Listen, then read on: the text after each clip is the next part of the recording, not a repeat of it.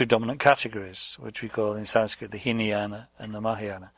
Hinayana meaning lesser vehicle or narrow vehicle, small vehicle, and Mahayana being great. What does that indicate? What's small and what's great? Well, what's small is motivation. What's great is motivation. In the sense that there's two ways to respond to the Buddha's teachings. One is to respond thinking of them as, that is the way I will become free from my own suffering. If I eliminate my delusions, I will experience peace.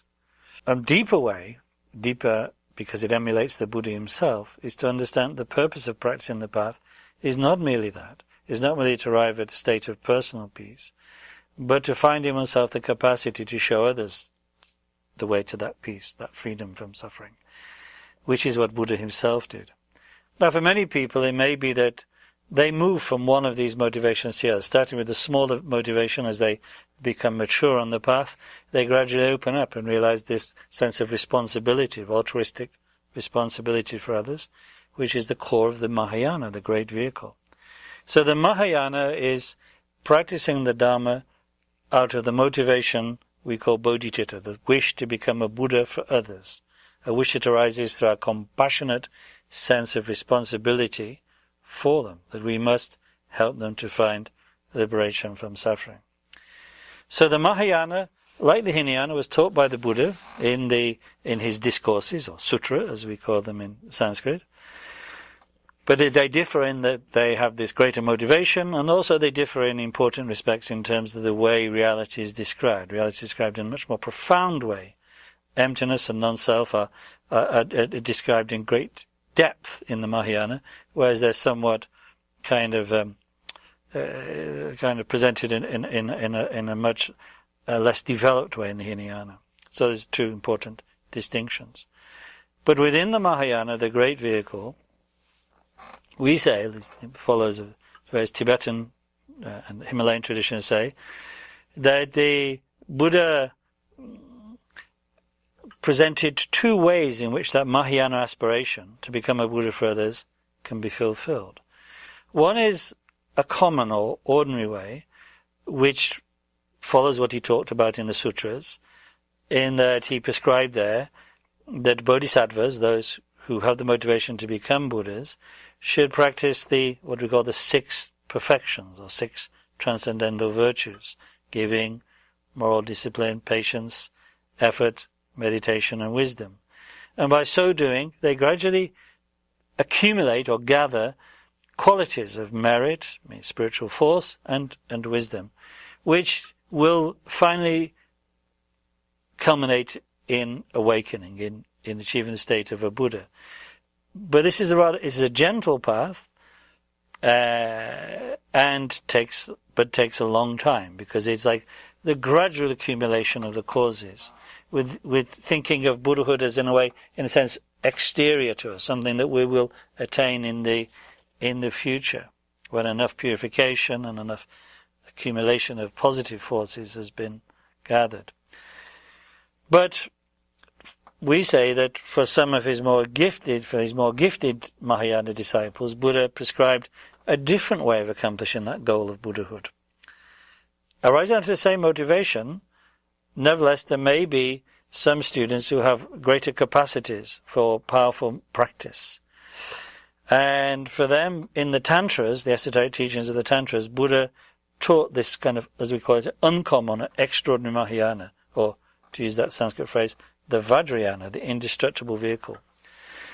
And what's the kind of core differential about this is that the Vajrayana, the Tantric teachings, are based upon the apprehension that the qualities of a Buddha, the qualities of enlightenment, as I've mentioned before, are actually naturally present in the mind of all beings. So that the goal, Buddhahood, which all of us Buddhists are striving for, is not something in a way which is radically other than where we are now. It's not something that's exterior to where we are now, so to speak, but can be found, if we have the right skillful methods, can be found here and now within our being. Even though we seem to be, right now, if we look at ourselves, beings clouded by emotional disturbances and ignorance, imprints and so on. Actually, the fundamental nature of our mind has never been corrupted. It is naturally pure. It never mixed with the disturbing emotions. Although they so to speak, accompany it, it never became base. It never became corrupted or impure.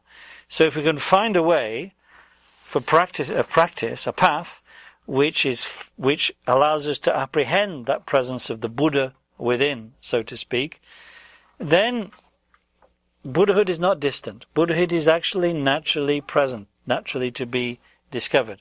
So Vajrayana is a way in which, as we put it technically, the basis, the starting point, like me, an ordinary sentient being, the goal, Buddhahood, and the path to Buddhahood are one continuum. It's like copper. If we have copper, out of copper we can make something like a bowl for drinking water for a dog, or we can make a beautiful Buddha image. The copper, however, has never changed. So similarly, the Vajrayana, there is no difference between ordinary sentient beings such as ourselves and a Buddha in the sense of the nature of our mind. It is one and the same, the union of emptiness and luminosity, or as it's called in the sutras, the Buddha nature. So that never has to change. All that has to be done is we have to realize it. And the methods of Vajrayana, initiations, sadhanas, and so on, and related techniques, they are the way of apprehending the Buddha within. Within this very body, speech and mind, within this very set of disturbing emotions and ignorance and imprint, the fundamental purity of mind has never altered. Just as in my analogy, the copper never alters, whether it's fashioned into a bowl of water for the dog or a beautiful Buddha image. As it said in the Hevajra Tantra, all beings are already Buddhas, but they do not know this. When the obscurations are removed, there they are, fully Buddhas. And again it said, the only difference between a sentient being and a Buddha is a sentient being doesn't know the nature of his or her mind, and a Buddha does. But the nature is one and the same, the union of emptiness and luminosity. So Vajrayana is an extraordinary skillful means, as I mentioned, like through receiving initiations from our lamas, practicing the various sadhanas, the various meditation practices derived from those sadhanas, of apprehending the Buddha within. And that makes it the most rapid means to Buddhahood. So therefore we call it the uncommon or extraordinary Mahayana.